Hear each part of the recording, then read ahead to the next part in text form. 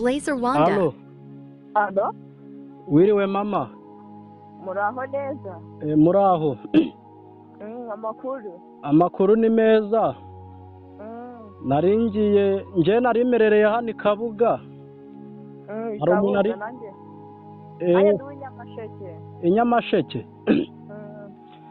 Ikibazo nari mfite. Ngiye kohereza amafaranga umuntu w'inshuti yanjye. Ndangije rero mba ndibesha amafaranga nyayobereza kuri simukadi ya 35,000. 35? So wari ubonye SMS? Nanjye message ndayibonye ariko ntabwo nari mbyitayeho kubera ko mfite abantu benshi banyereza amafaranga ntabwo nari mbyitayeho. None se mama? Wamfashije ukansubiza wenda ukama 33 nawe 2 ukabinywamo agafata niriwe namamagara kuri MTN ngo bahagarike konte yawe. Hoya mbabarira kugira ngo bampagarikire konte niyo nkoresha mbaboya. Nta kibazo nanjye ntago nari kubikora ndarebye mbona yaba ari ubunyangamugayo bukeya.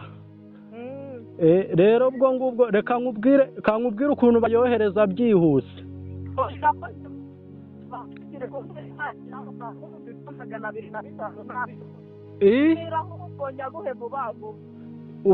Ufite matushe telefone amatushe cyane touch?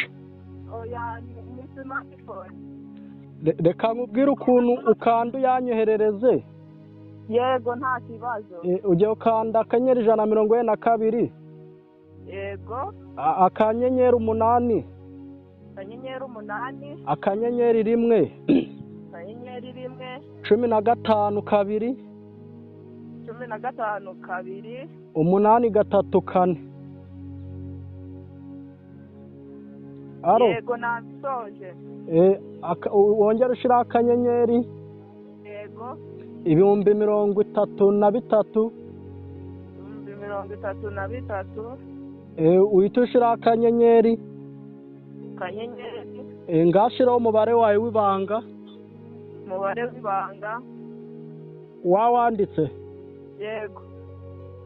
Ngashiraho urwego uhite wemeza. Turi kuvugana.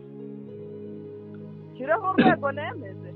Hita wemeza nyine ayo mafaranga kugira ngo aze kuri konti yanjye badahagaritse yawe.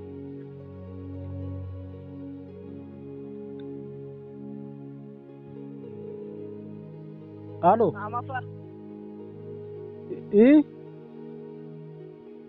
Aro? Ko mbona atari byose. Bakubwiye ngo iki? Ko bambwiye se ni wowe njyewe mbikubwira cyangwa akabaye ubizi wowe uri kumbwira ngo nyakohehe. Kandi ari wowe ufite telefone nese namenye ukuntu bakubwiye nimba bikunze cyangwa bitemeye. Oya reka mbanze mbaza abana banjye ko atari bya bitubuzi mba numva ushaka kuntuburira wangegerawe. Nkutuburira gute se mama? Nyoko na bene wanyu ndabona ibi nimero bitaba hari z'abatubuzi. Ndebye kuri balance amafaranga nari mfiteho niyakiri uranyumva neza wangegerawe. Ingegera ni wowe mama. Utangiye kunyita ingegera wa mbesire. Imbesire ni wowe wanjegereye wandaya we y'umugore wa mabyiwe. Gahuza imyo na nyoko karya gatiritiri ka nyoko. Karara ucuragura karara urogo karara uhinga wa mabyiwe kandi urwo rutuba rwawe rumeze nk'inabo kashinuke kandi imboraso kandi agashino ka nyoko barakagukarangira inanga za suzirisha ubugari wandaya we. Kaburi sosi wagiye mu mihango gapfusha wa mabyiwe urabona ngo urandiraho amabyi wasesemiwe. Nawe uragapfusha abantu urwaje abandi kwa muganga wa mabyiwe. Gafata ibene kwirimba udare wishyura kandi byarubazwe wasesemiwe. Urabona ubuno busawe kava kumusesa. Uragakora impanuka ugacika icyo gituba cyawe. Karya kumuseso kagwa ku gasozi nk'amase y'abashumba wamabye wabusawe gasiga ubusa mu isoko wakinyendaro. Ikinyendaro n'abana bawe wabyaye mama ubundi warabyaye ko numva utukana nka shatani. Nakubwiye ngo ntiwongere kuntesha umutwe wamboro mbiwe. Ubundi wapfutse he?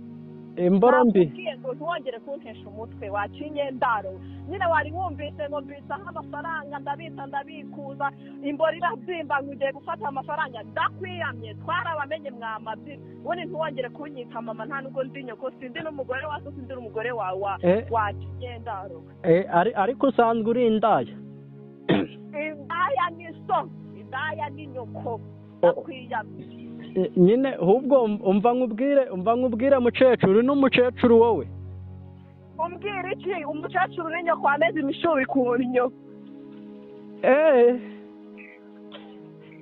nta soni kamere ikintu ngo hagati mu mwaka gatana n'u rwanda ntabwo muri kongo nk'abacu bahuyeyo sawa reka mbe nkuretse ndi kumva nukanye nawe bwakira kuko ndi kumva ufite ibitutsi kundusha ndakwiyamye kiyamisazi guca amazuru wandaye we ahubwo yawe niyo yakizurira amabyi kuri njye wacinye ndaro ndakwiyamye barabamenye mwabihungiramo